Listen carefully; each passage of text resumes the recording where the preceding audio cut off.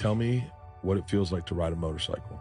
You cut through places and the country in a way that you can't. It's closer to horseback than it is to flying.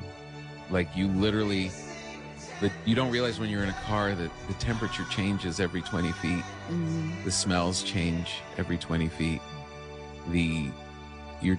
At a certain point, you're just one with this bike. You're just literally this one entity slicing through the environment.